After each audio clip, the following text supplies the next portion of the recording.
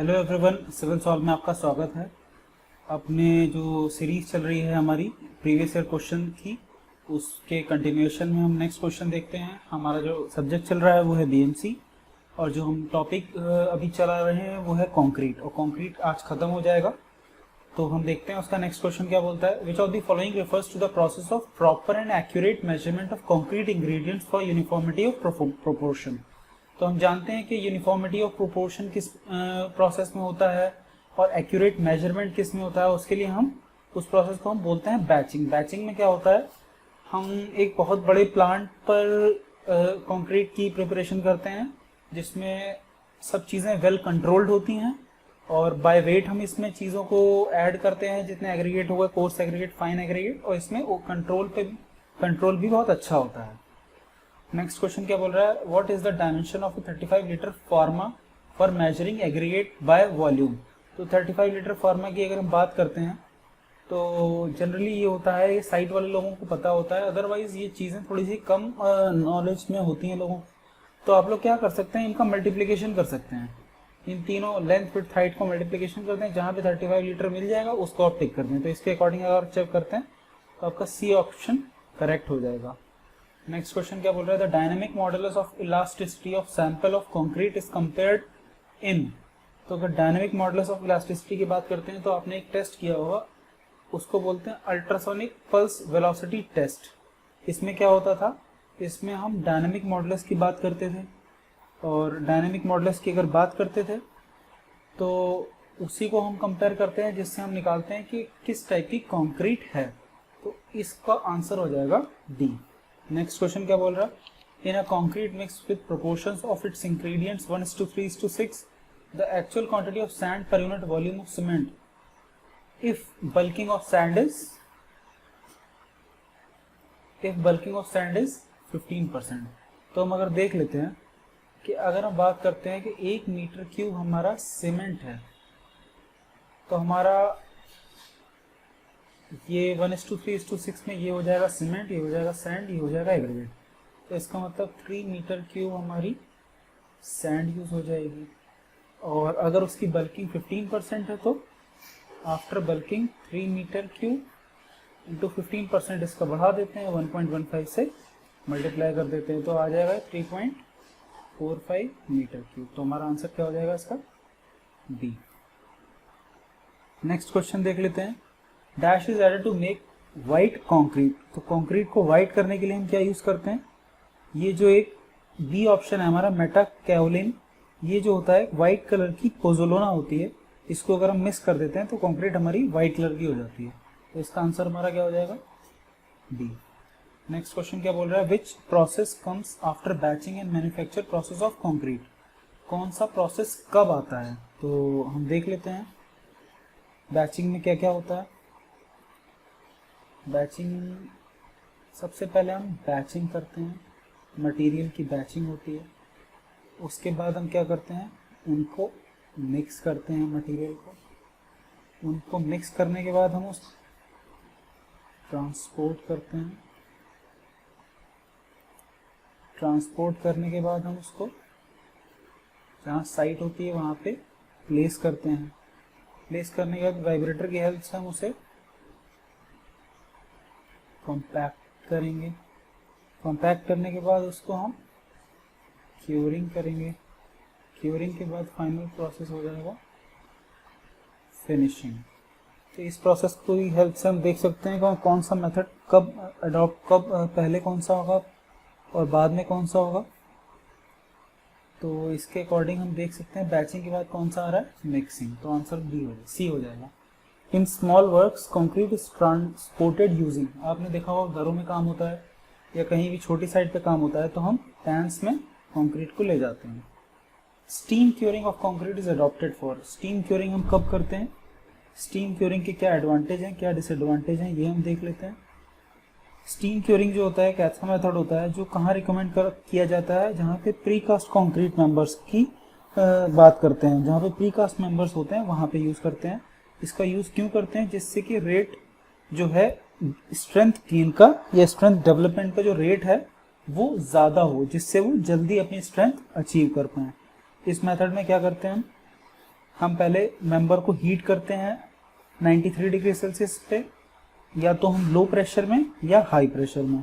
उसके बाद हम क्या करते हैं, उसके बाद हम इसको यूज़ कर सकते हैं, बहुत ही जल्दी क्योरिंग हो जाती है या हाइड्रेशन कंप्लीट हो जाता है, तो ये प्रीकास्ट स्ट्रक्चर के लिए बेनिफिशियल हो जाता है।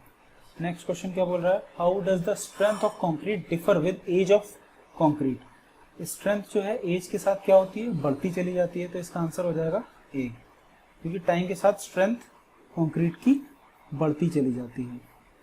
उसके क्या होता है, bleeding is a good to an extent if it occurs when a concrete is in plastic state. Plastic state में है तो अगर ब्लीडिंग हो रही है तो उसका कोई नुकसान नहीं होता है, वो बाद में वर्केबिलिटी को ही बढ़ाता है, फिर बाद में फाइनली मिक्स हो जाता है। नेक्स्ट क्वेश्चन क्या बोल रहा है, the figure given below represents. अब हम फिगर यहाँ पे बना देते हैं।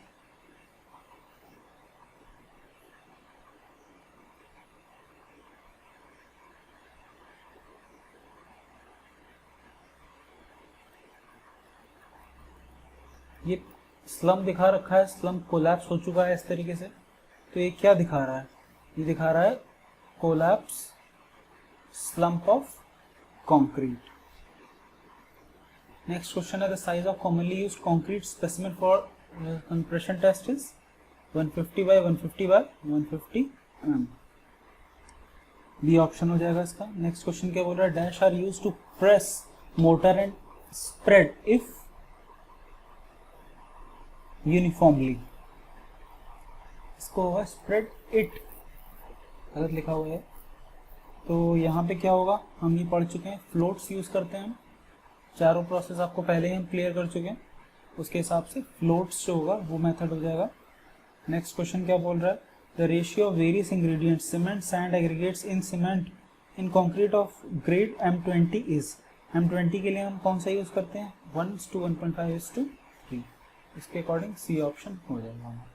नेक्स्ट क्या बोल रहा है, what do we need to do while designing in air entrained concrete. Air entrained concrete हमें अगर बनानी है तो हम क्या क्या चीज़ों का ध्यान रखें, water cement ratio two be reduced, तभी हम एयर इंड्यूस कर रहे हैं जिससे वाटर सीमेंट रेशियो हम कम करें, जिससे कि एयर ट्रेनिंग से भी वर्केबिलिटी बढ़ जाती है। वाटर सीमेंट रेशियो अगर ज़्यादा रखेंगे तो और ज़्यादा वर्केबिलिटी बढ़ जाएगी, तो इसी को हम कम करने के लिए वाटर सीमेंट रेशियो को कम रखते हैं।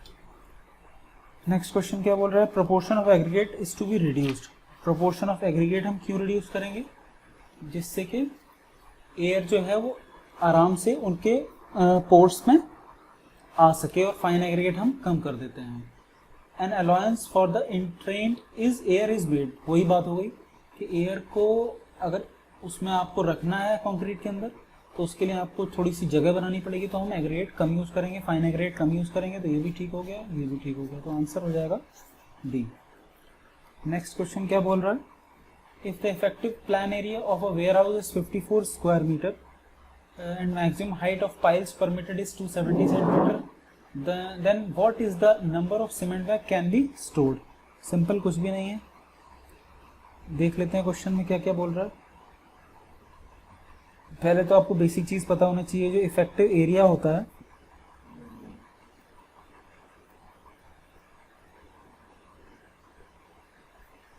सीमेंट बैग का वो कितना होता है। ये आप लोग को अगर याद है तो बहुत अच्छी बात है, नहीं याद है तो आप याद कर लीजिए, 3000 सेंटीमीटर स्क्वायर होता है। उसके बाद हम हाइट की बात कर लेते हैं। Height of cement bag, height of cement bag कितनी होती है, 18 सेंटीमीटर। तो इसके अकॉर्डिंग अगर हम वॉल्यूम ऑफ सीमेंट बैग की बात करते हैं तो इन जनरल कितना आ जाएगा, 300 इंटू 18, यानी ये कितना आ गया, इसको निकालने की ज़रूरत हमें नहीं है। उसके बाद हम देख लेते हैं वॉल्यूम ऑफ वेयर हाउस कितना दिया हुआ है।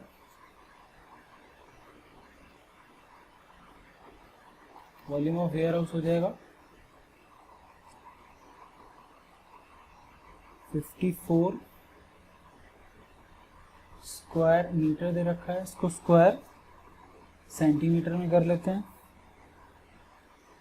इसके बाद इसमें 270 से मल्टीप्लाई कर देते हैं, ये चीज़ें मिल जाती हैं मिलके centimetre cube.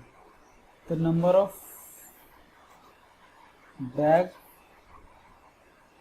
Which can be stored कितना हो जाएगा,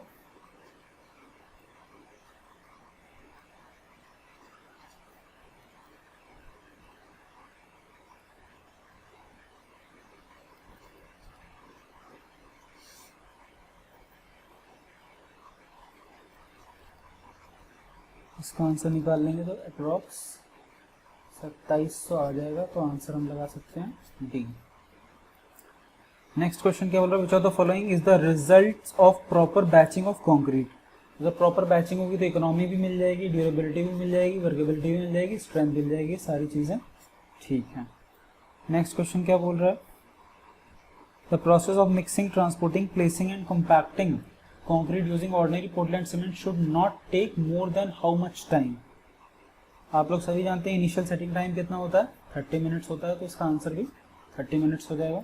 उसके बाद सेट होने लगेगी, इसलिए हम अवॉइड करते हैं इससे ज़्यादा टाइम से पहले ही हम फिक्स कर लें। तो the size of specimen use to test compressive strength of concrete is decreased.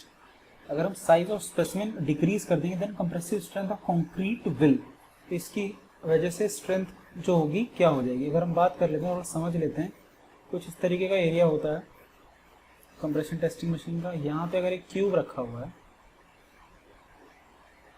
थोड़ा सा डिस्टॉर्टेड शेप बन गया है, बट इसे एज्यूम करिए क्यूब रखा हुआ है, तो ये एंड जो है यहाँ पे फिक्स नहीं है, यहाँ पे फ्री है। तो क्या होगा, यहाँ पे जो चांस होगा, जो कंप्रेसिव स्ट्रेंथ आएगी, और जो अगर हम साइज रिड्यूस कर देंगे वो देख लेते हैं। दूसरा मान लीजिए यहाँ पे इस तरीके से आया हो साइज रिड्यूस करने के लिए, तो यहाँ पे क्या हुआ, शेयर स्ट्रेस भी डेवलप हो जाएंगी, जो क्या करेंगी, इसको ब्रेक होने से रोकेंगी। तो अगर ब्रेक होने से रोकेंगी तो इन दी एंड क्या होगा, उसकी कंप्रेसिव स्ट्रेंथ हमें बढ़ी हुई फील होगी, तो हम कह सकते हैं वो इंक्रीज हो जाती है। इसका आंसर हो जाएगा हमारा डी। नेक्स्ट क्वेश्चन क्या बोल रहा है, what is the bottom diameter of the standard mould used in slump test of the concrete. बहुत बार आपको देख चुके होंगे, इसका कितना होता है, 200 mm होता है। नेक्स्ट क्वेश्चन बोल रहा है, the showing up of a white fluffy that is white fluffy layers on the surface of concrete termed as. आप सभी जानते हैं फ्लोरेसेंस होता है, सॉल्ट्स जो होते हैं अगर उसमें प्रेजेंट होते हैं तो वो पानी की हेल्प से बाहर आ जाते हैं, और इस प्रोसेस को हम लीचिंग बोलते हैं। सरफेस पे दिखने लगते हैं, और जब पानी इवेपोरेट होता है तो ये बाहर आ जाते हैं, हमें दिखने लगते हैं, इसको हम बोलते हैं fluorescence. The proper workability of concrete, the water cement ratio varies from 0.4 to 0.6। पहले ही पढ़ चुके हैं इस क्वेश्चन को। नेक्स्ट क्वेश्चन बोल रहा है, separation of coarse aggregate from mortar during transportation is known as. अगर कोर्स एग्रीगेट निकल रहा है तो उसको हम क्या बोलते थे, segregation. Water cement ratio is volume of water to that of cement, या weight of water to that of cement. आप लोग जानते हैं weight of water to the weight of cement होता है, तो आप ऑप्शन बिना सोचे समझे बी लगा सकते हैं। Higher workability of a concrete required if the structure is, structure क्या होगा, अगर मोड मेड विद सीमेंट लिखा होना चाहिए, मोड लिखा हुआ है। Thick and reinforce, thin and heavily reinforce, thick and heavily reinforce. तो अगर थिक है और हैवीली रीइंफोर्स्ड है, तो अगर हैवीली रीइंफोर्स्ड है तो हायर वर्केबिलिटी हमें रिक्वायर्ड होगी, इसीलिए हम डी वाला यूज करेंगे, जिससे हायर वर्केबिलिटी से अगर हैवीली रीइंफोर्स्ड है तो उसके अंदर इजीली जो है वो कॉम्पैक्ट होके पैक हो जाए। नेक्स्ट क्वेश्चन क्या बोल रहा है, workability of concrete mix with low heat low water cement ratio is determined by. अगर लो वाटर सीमेंट रेशियो की बात करते हैं तो उसका स्लम हम कैसे निकालते हैं, हम कंपैक्शन फैक्टर टेस्ट यूज करते हैं, इसकी हेल्प से हम उसकी वर्केबिलिटी निकाल लेते हैं। For preparing a test specimen it is necessary. अगर टेस्ट स्पेसिमेन की बात करते हैं तो क्या चीजें जरूरी हैं, to mix cement and fine aggregate by dry hand, to mix coarse segregate, to mix water to the cement fine aggregate and coarse aggregate.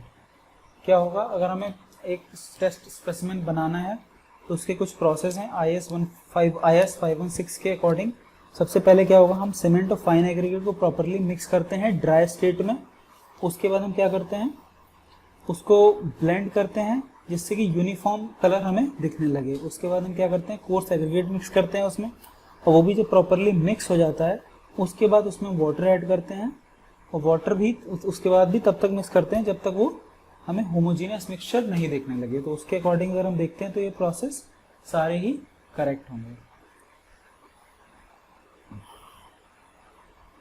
The compaction of concrete improves, अगर कॉम्पैक्टेड कॉन्क्रीट होगी तो उसकी density भी ज्यादा होगी, strength भी होगी, durability, all options are correct.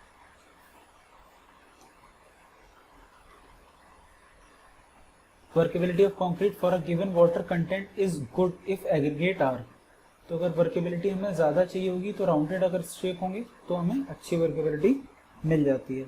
Next question क्या बोल रहा है, pick up the correct statement from the following. Correct statement कौन सा होगा, continuous grading is not necessary for obtaining a minimum of air voids, अगर हमें कंटिन्यूअस ग्रेडिंग हमें नहीं रिक्वायर्ड है for obtaining a minimum of air voids. Second क्या बोल रहा है, the omission of a certain size of aggregate is shown by a straight horizontal line on the grading curve.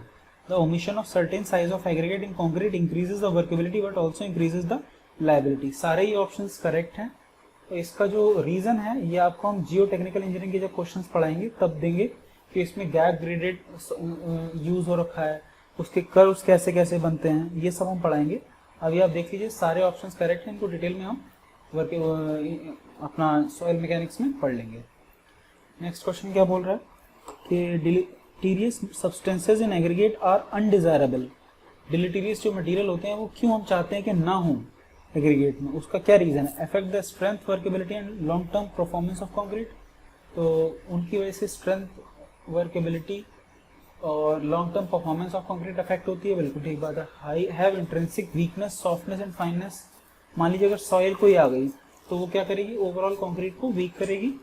Interface with the chemical reaction of chemical reaction के chances ज्यादा रहेंगे, तो सारे option correct हो जाएंगे। नेक्स्ट क्वेश्चन क्या बोल रहा है, एज पर IS 13311 part 1 in the ultrasonic test for hard and concrete good quality of concrete is indicated with the pulse velocity is. With the pulse velocity हम एक टेबल देख लेते हैं, एक साइड पल्स वेलोसिटी लिख लेंगे, एक साइड लिख लेंगे कॉन्क्रीट क्वालिटी।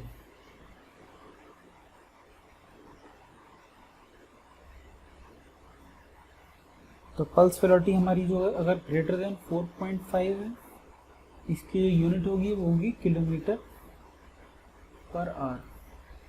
कंक्रीट क्वालिटी हम बोलेंगे एक्सीलेंट, यानी बहुत ही कॉम्पैक्टेड कंक्रीट है। अगर ये 3.5 से 4.5 है तो हम इसको बोल देंगे गुड क्वालिटी कंक्रीट। अगर 3 से 3.5 है तो इसे हम बोल देंगे मीडियम। अगर लेस देन 3 कहेंगे तो ये डाउटफुल बोला जाएगा। तो इसके अकॉर्डिंग अगर हम देखते हैं तो हमारा ऑप्शन डी करेक्ट हो जाएगा। नेक्स्ट क्वेश्चन क्या बोल रहा है, the process of maintaining the moisture and temperature conditions of concrete so that concrete develops hardened properties over time is called. हम सभी जानते हैं कि उसको हम मॉइस्चर कंटिन्यू प्रोवाइड करते हैं, उस प्रोसेस को क्या बोलते हैं, क्यूरिंग। नेक्स्ट क्वेश्चन क्या बोल रहा है, which vibrator is use for vibrating concrete cubes. हम एक टेबल सी होती है, आप लोगों ने देखा होगा अपनी लैब में, टेबल पर सारे क्यूब्स रख देते हैं, वाइब्रेट होती है और वो सारे कॉम्पैक्ट हो जाते हैं, तो इसका आंसर हो जाएगा टेबल वाइब्रेटर। नेक्स्ट क्वेश्चन है, aerated concrete is. Aerated concrete क्या होगा, एक लाइट वेट कॉन्क्रीट होगी, तो इसका आंसर हमारा सी हो जाएगा। नेक्स्ट क्वेश्चन क्या बोल रहा है, state whether the following statements S1 and S2 associated with the fresh concrete are true और फॉल्स। पहला क्या, as the assumption as the compaction factor increases slump decreases. अगर कंपैक्शन फैक्टर होता क्या है, आपको हमने लास्ट लेक्चर में पढ़ाया था, कंपैक्शन फैक्टर अगर ज़्यादा है यानी कि जो सेल्फ कॉम्पैक्टेड कंक्रीट है वो आराम से कॉम्पैक्ट हो जा रही है, यानी कि उसकी वजह से स्लम्प इंक्रीज हो जाएगा ना कि डिक्रीज होगा, तो ये तो हमारा गलत हो गया। Slump test helps in qualitatively understanding the setting time of concrete. क्या स्लम्प से सेटिंग टाइम का कोई लिंक है, बिल्कुल भी नहीं है, तो ये भी हमारा गलत हो गया। तो both S1 and S2 are false, हमारा ये आंसर हो जाएगा बी। तो यहीं पे हमारा जो चैप्टर कंक्रीट है वो ख़त्म होता है। इसके बाद नेक्स्ट हम अपना स्टार्ट करेंगे एग्रीगेट, और मिलते हैं नेक्स्ट लेक्चर में। Thank you.